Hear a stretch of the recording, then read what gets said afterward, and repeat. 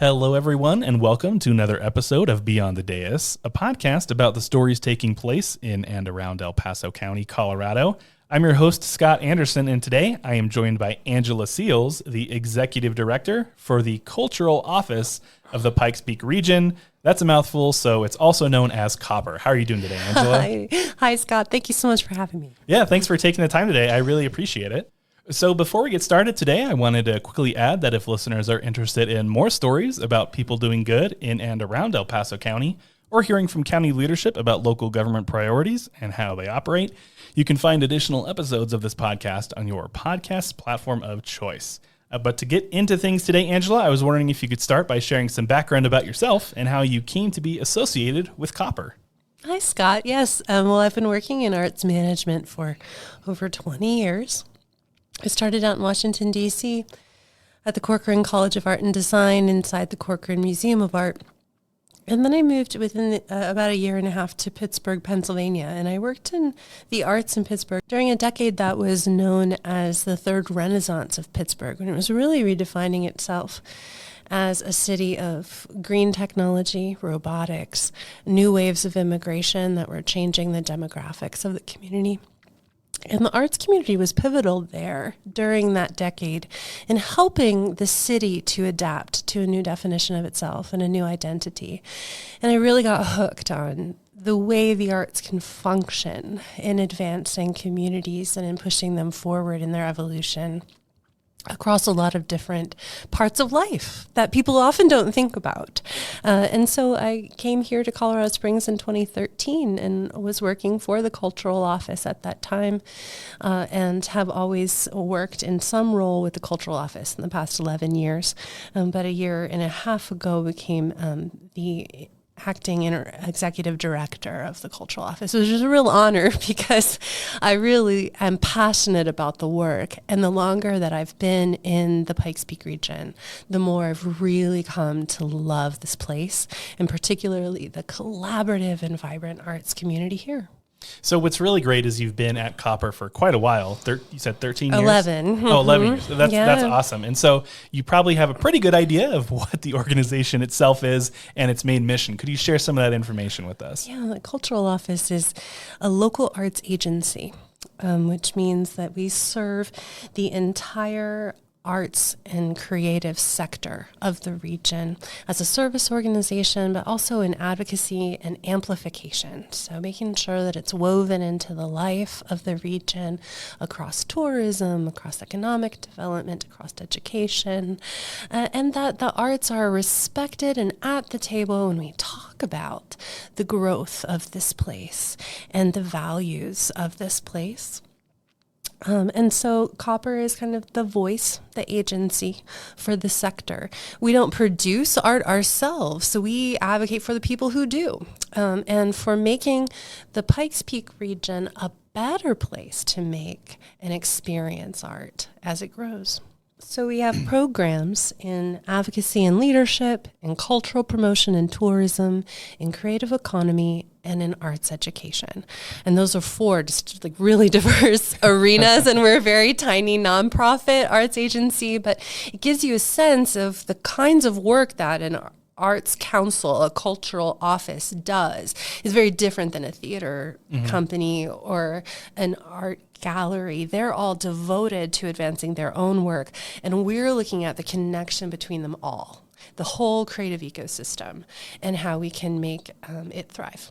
So one of the interesting things in speaking with other nonprofits, and the difficult thing that I have always seen and wanted to kind of know everyone's answer to is usually those are all small organizations, or at least a lot smaller than they probably should be to accomplish all the work that they are accomplishing in the first place. It's true. So how do you, especially with something like the arts, right, which you can, you can define that as so many different things. How do you prevent yourselves, and maybe prevent's not the right word, but you can tell me what is, from over expanding yourself and still being able to deliver like all of these great services and everything for the community without spreading yourselves too thin, even though, I mean, again, recognizing that everyone in the nonprofit sector probably is too thin already. But how do you do it and still remain successful in what you're trying to do? Yeah, I think you're right that is something that wise nonprofits ask themselves daily.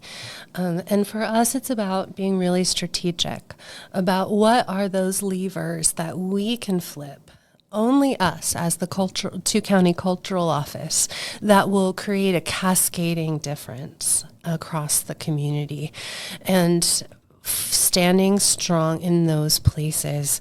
And really, we look to strategy, regional strategy for our touchstones of what is most important to push the community forward.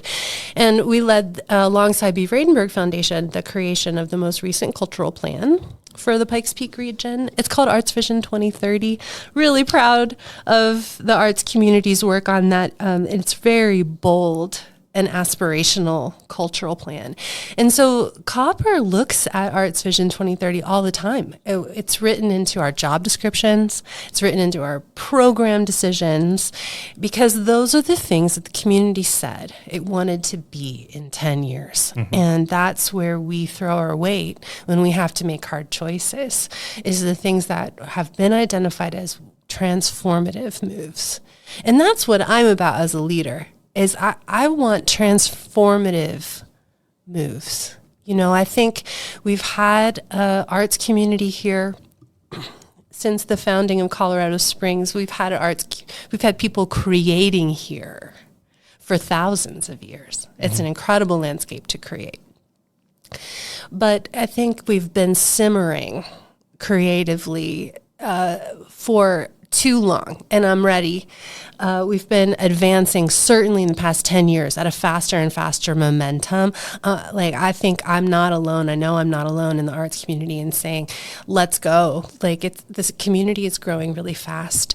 And so I'm looking strategically for where are those buttons and levers, and where are the partners and the ideas that are going to carry us further, faster in cultural development and cultural vitality here. So you talk about how the last little while we've kind of been on simmer, if you will.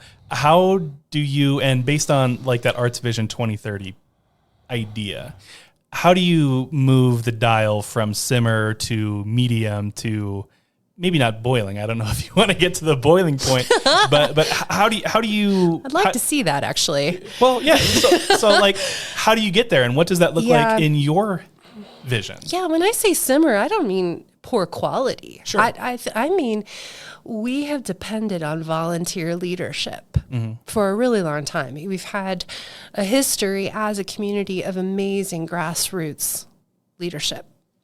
And I think that's true across a lot of areas of our region's life. A lot of the arts community, and there are over 400 groups, the majority of them are volunteer-led and have always been. I think if we're really serious about pushing harder, faster, it's economic development. Mm-hmm. It's more generating a larger market, a hotter market for tickets for art, generating more income for the sector so that there can be more paid positions, there can be more jobs in the creative sector, and then we can have more training for those jobs. And it all kind of starts to snowball into workforce development, right? But I want to equip these creatives who I see with brilliant ideas for our future. I want to equip them with more resources. It's not going to come from a foundation on the top of Pikes Peak that just doles out funding. I was going to say, when that exists, you let me know. I'll be in line. And we have a very generous philanthropic community that is, doing their best in a million arenas. I want to see us thrive in the area where we have the most control. And I think that is the creative economy and economic development. So we mentioned the region a couple of times. I mean, Pikes Peak is in the name of your organization. How broad is your reach? Is it strictly like El Paso County? Do you go beyond that? Talk a little bit about who you support and like the regions. Yeah, the cultural office of the Pikes Peak region, and some people don't know this, we serve El Paso and Teller counties. And then in Fremont County, the members of Visit Colorado Springs. through the peakradar.com program, which is our flagship program promoting arts and culture and, entertainment. That's really the region's cultural website.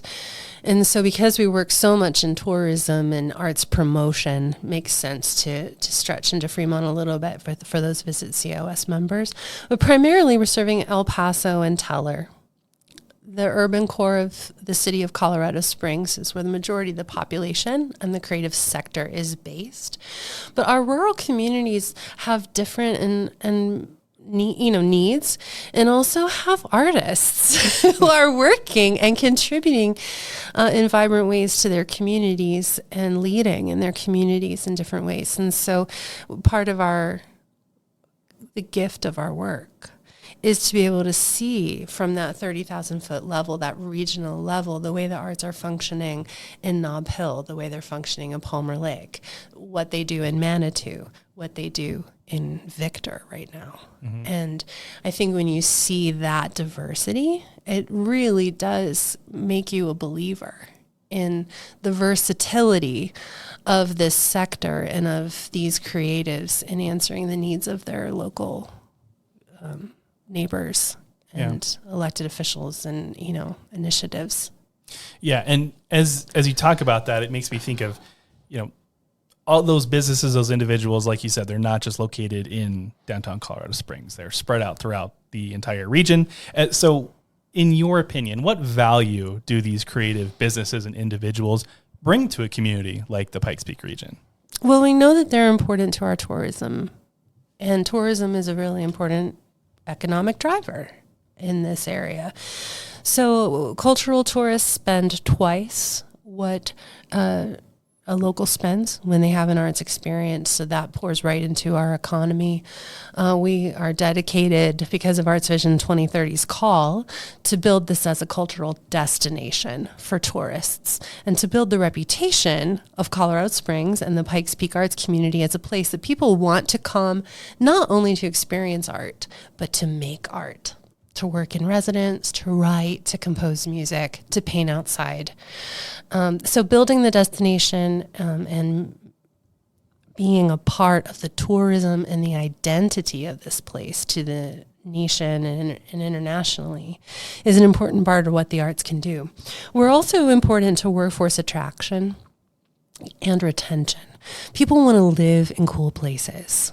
They want to live, they definitely come here because they want to hike after work, but they also want a nightlife. They want something to do on the weekends. They want cool places to take their family when they come visit, and amazing museums for their kids. So the cultural community is an important part of the quality of life for residents and for the workforce that the highly educated workforce that keeps coming here as we're growing faster and faster. Mm-hmm. Beyond that, I would say that the arts are really important in mental and community health, and that's something that we're, as a city of Colorado Springs, exploring a lot right now is, the epidemic of loneliness and anomie, and how actually trusting and being connected to each other makes our city healthier. Mm-hmm. And the arts are really good at social cohesion. Yeah. So I think that's a critical one that we're talking about more and more than we did 20 years ago in the arts, because it is such a critical need right now. And especially in this region with our mental health needs is understanding that creativity and connecting to other humans through story, through making, through sitting in public space and laughing together in an audience, that all of that is actually critical to this place functioning and the people being okay. We also have had programs with the military around military healing. We're working in arts education in this region to improve that for the next generation's 21st century skills, which tend to be soft skills of synthesis, integration, true creativity that can't be replicated by machines. And so I think that it's hard to find an arena of our region's life that the arts don't have relevance to. There's certainly areas where it's smaller than others. Mm. But I would say that even if you look at something like public safety, that we know that public art slows down traffic, and changes people's behavior. So it's really tough to find something that the arts don't do. And I think that's where we have to have more faith and invest more in creative solutions, because they really pay dividends on a multitude of these at once often. Yeah. We've mentioned Arts Vision 2030 a couple of times, and just sort of connecting that to... Sorry, I'm often guilty of that. No. Hey, it's your baby, right? Everyone talks about Everyone listening who knows me is, there she is talking about Arts Vision 2030, but... That's all right. Hey, everyone talks about their kids all the time. This is, probably feels it's very a similar. call. I feel like it's a clarion call. And that when people spend a little time with its declarations, it is like a manifesto, that it was really inspiring. So guilty as charged. No, and that's totally fine. But like, why, again, in your opinion, why now? Like, why this and why now for this area? I mean, is it specific to, what's happening in 2024, or is it something that could reasonably used in 1844, right? Like, sure. How does it connect to us right now in this region specifically? Absolutely. Well, I think the answer is a growth moment. So when we are the generation living here right now, working, living, and leading this, I'll say city, but I am including all of our beloved rural communities surrounding Colorado Springs as well. The region is in a historic time of growth. So many people are moving here from other parts of the country. New jobs are being formed. Companies are coming. There's an influx of investment. Thank you, Colorado Springs Chamber and EDC. Thank you, Visit Colorado Springs. Thank you, all of our great partners in the region who are fueling that. It doesn't just happen. And there's a lot of regions that have the opposite problem. Yeah. Coming from the Rust Belt, I can tell you there's some communities that have been just draining for years. So to be in a place where there's this influx of investment and people, it's faster and faster. It's very exciting, but it's also a responsibility. And it's a responsibility to ask ourselves, what kind of city will we build? What kind of place will we be remembered for creating? And it has to be a soulful place. It should feel like a real place that's different than every other mid-sized city in every other state across the country, that looks different, that has different stories, that knows who it is. And I believe that that is the pivotal role right now in the growth of the arts community, is to continue to help us redefine who we are right now in 2024. Yeah. We can do that by understanding who we've been and by imagining who we can be. Right. And the arts are so good at storytelling and at visioning new. But we've got to evolve our thinking, and we've got to keep making creative choices and authentic human-centered choices that aren't just about growth in business, but are also about people. And so I think the arts at the table on all these different topics helps that to be true, and helps us build a city and a community that people really love to be in, to visit, or to live in. So when you're an organization like COPPR that I think could, I guess, arguably said to be a little bit more abstract than, something like, let's just say, a fast food restaurant, which everybody, they see and they identify and they know exactly what that building or that service provides. How do you show yourself as a valuable asset to a community when, again, maybe a little bit more abstract, a little bit more difficult for people to understand what it is you actually bring to the table, I guess you could say? Yeah, I have two parts to that answer. One is across the country, arts agencies used to use very arts-centric language, and you'll hear, not just here when I speak to you in the show, but also across the country, we're using the word creative more often. Creative workers, creative workforce, creative sector. It's a much more inclusive word. When we say the arts, people tend to think of the traditional fine arts and specifically the Western or Eurocentric arts. And what we mean increasingly are industries that are creative industries, as diverse as hip-hop dancing to architecture, to graphic design and photography, to, yes, museums and visual art creation, but also fashion and, right, culinary. And so it is a very broad definition.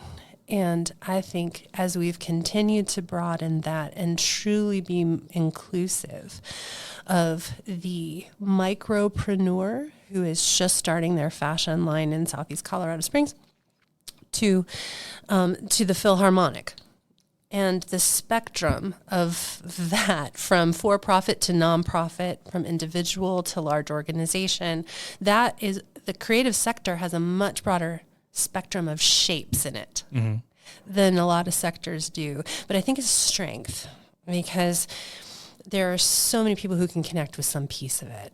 And when we do our job well and we're using words like creative and we're expressing, no, we mean this spectrum, I think it's much easier for people to connect with some piece that is meaningful to them or connects with their work or their life, versus if they don't care for abstract art in a museum.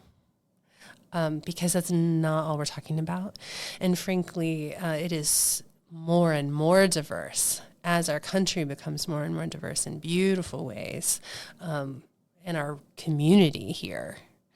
There's a lot more to say and be surprised by and get curious about. The second part of my answer is that, the cultural office continues to work to be relevant to all of that spectrum. And so our work right now in arts education is new for us. Our work in truly instigating the creative economy is fairly new for us. We're pushing harder into the tourism work than we did in the past, though we've always been arts marketers. We even look at across those programs, I'll mention that in 2023, we had 298,700 program engagements with our programs. That sounds like a lot. Right. So we're a tiny organization, but we really are, through this array of very strategic gestures, reaching almost 300,000 people a year. And the way we run this nonprofit, because we're so passionate about supporting creatives, we run it so that it helps the creative community in the way it runs. So we were able to direct over $99,000 back into the arts community last year because of how we ran the cultural office, because of who we choose to contract with, who we sponsor, who we market with, and we keep that sense of collective economy and supporting the creative economy that we advocate for. We support them in our work. So I think some of that relevance comes from reach, some of it comes from the way we do our work. And then it's just being a listening organization, because the needs keep changing. The needs right now are very different than 11 years ago when I first came to the cultural office. And it's going to be different 11 years from now. And so if we can have growth mindset and real openness and in tune listening, I think we can keep evolving to meet the current needs. So you kind of touched on it a little bit, but it'd be great if you could talk a little bit more about how COPPR collaborates with other organizations in the area to benefit the programs that you're working on. Absolutely. So COPPR's work would not be possible without partnerships, because part of our role as a cultural office is to be weaving the creative sector into all the other sectors. And we do that best when we are sitting alongside at table with the representatives and leaders of all these other parts of our regional life. We work really closely with Visit Colorado Springs and with all of the chambers in the region, both here in Colorado Springs, in Tri-Lakes, in Manitou, Woodland Park, on those economic development initiatives. We also work with partners in workforce development and business. So Small Business Development Center and Pikes Peak Workforce Center and many local philanthropists and foundations that are trying to support the region and want that advising and that partnership about where their giving can be beneficial. We work with our elected officials to help them understand the needs of this sector. I would say we particularly have a great relationship right now in the city of Colorado Springs with the mayor's office. Mayor Mobilade is such a real believer in the things I've been talking about today, in connecting people and in creative solutions and in the arts. And so we've been able to be at tables to help with solutions and strategy for the city and for city council. I would say when we're doing our job well, we are meeting with all different kinds of people every week. And I also, in my time in leadership, have really wanted to also make sure we are facing the arts community as well, because it can be tempting to be representing them to everyone else. Right. And so we've built in the past year, we've built into every program vertical on the ground services for artists and arts organizations and creative businesses that are relevant to them, so that we really are capacity building the sector while we integrate them with all these partners. Yeah. I think we've spoken pretty broadly about most of this, but it'd be really great if you could share a couple of, one or two maybe personal stories about how the organization has helped individuals within the creative community. Sure. Well, one example I'll give is Yupin Lobner and Jacob Pope. They're the leaders of the Chamber Orchestra of the Springs and Opera Theater, the Rockies, and they are colleagues. I really believe relationships power everything. So those friends came to us and said that they were working on producing an opera called Glory Denied, about a prisoner of war.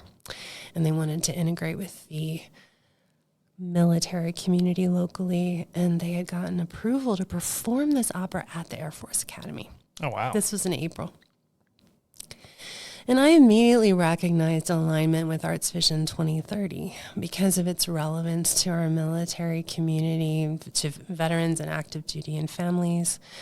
The connection with Air Force Academy and the arts, is something that the cultural plan says, let's keep leaning into those connections. It's a really important part of who we are as a region.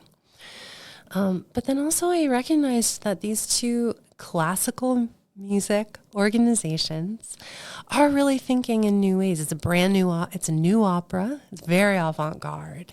And they're pushing themselves artistically and into social issues that are relevant. And so COPPR came alongside in a consulting role, helping with how would we market in a venue that people don't go to and maybe are intimidated to go to. Sure. How would you market?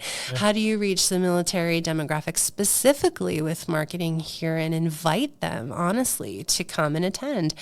It had to be free. What should the financial structure be in order to make that possible? Because the Air Force Academy, they couldn't charge ticket prices. So we came alongside in capacity and kind of consulting to help that production move forward. We also sponsored financially, and we did in-kind marketing through Peak Radar. So we're helping with that marketing, we're helping with the strategy, and we're helping with the funding. And when we sat in the audience in April, it was so well attended. It was so moving. And I think that's, where we're doing our best work is when we're really hearing what those specific needs are. We've done similar work this spring with CS Art All Around, which is a group of artists that are doing studio tours, open studio tours together. They've done a brand new, really exciting website. They do multiple events a year where all these artists open their homes for people to come in and see where they make and buy their work. And we recognized that they could also use support both strategically and in marketing to help them grow. And that growing CS Art All Around has an economic impact because all of those individual artists are entrepreneurs. Right? And micropreneurs, and increasing their sales and increasing their brand awareness in their local market is powering economic growth. Yeah. So we partnered with them as well to help that go in May and will again this fall. And I know those are examples of organizations. But I think it's just two examples of the kind of multidimensional work that we do. We'll often have folks just call and say, I moved here and I'm a filmmaker and I need to plug in. Who should I meet? Yeah. Or leaders of other regional agencies or organizations who will say, I need artists to help me with a project. Who do I talk to? And so we really are bridge builders. And that is such invisible work. Like it doesn't appear in any big, banners that I'm flinging out. Right. But honestly, I think it's some of the most exciting work because that's where you're taking someone's hand and someone else's hand and saying, you have got to meet this person. Right. Together, you're going to make new things happen. And then they do. Yeah. I don't know about you, but most bridges I come across, they're just there, right? Like, people don't build them. They're just there, right? But oh gosh, there's so much behind everything that's around us that we've got to think about. Yeah, it's really wild. So because you had mentioned that, if people are interested in reaching out to you guys to get this type of information, what's the best way for them to contact you? What sort of information are you prepared to share with them? Kind of go over that a little bit. Absolutely. Well, we've got a lot of resources and great information at culturaloffice.org. You can dive deeper into our programs in cultural promotion and tourism and economic development that I've been talking about today, in arts education, which is a very new program. We're about to release some new pieces of them, so pumped about. I mean, it's an exciting time for the Cultural Office in its history. And so I would encourage people, hop on culturaloffice.org, even if you've known about us for years, see what we're doing now, feel the new energy, see the new initiatives. And you can always reach us. We have a downtown office, and info@culturaloffice.org is our email address if you'd like to say hello. And we always also send people to peakradar.com because there's 1,000 groups across our region who are posting events there all the time. Can you believe? Almost 3,000 events a year are on Peak Radar. And That's so a lot. if you're feeling like there's not that much happening in this sleepy town, you are not plugged in, and we can help you with that. Yeah. No, that's really great. But before we close the conversation out, I was just wondering if there's anything else that you'd like to mention that we haven't talked about quite yet, or maybe just reiterate something you think could be important to leave the listeners with. Yeah, I mean, I think that all of us have a feeling that we're living in momentous times in the Pikes Peak region, both locally and historically, nationally, especially this fall. This fall's Arts Month campaign is going to have a particular approach towards speaking up for the arts and leaning into the arts for our community health. And we're doing that because it's during the presidential election. And so I would just say, if you're a creative or if you value creativity in this city, don't be quiet. Like, get plugged in, increase your engagement, and speak up louder, because we do have something very important to contribute to this story, and our community needs us. Awesome. Well, thank you, Angela. I really appreciate you taking the time today and for all the work that you do there at the Cultural Office of the Pikes Peak Region. So thanks for taking the time. Thank you, Scott. And thank you for shining light on good work in our region. Absolutely. If you're interested in listening to additional episodes of Beyond the Dais, be sure to look for us on Podbean or wherever you get your podcasts. Thanks for listening, and we'll see you next time.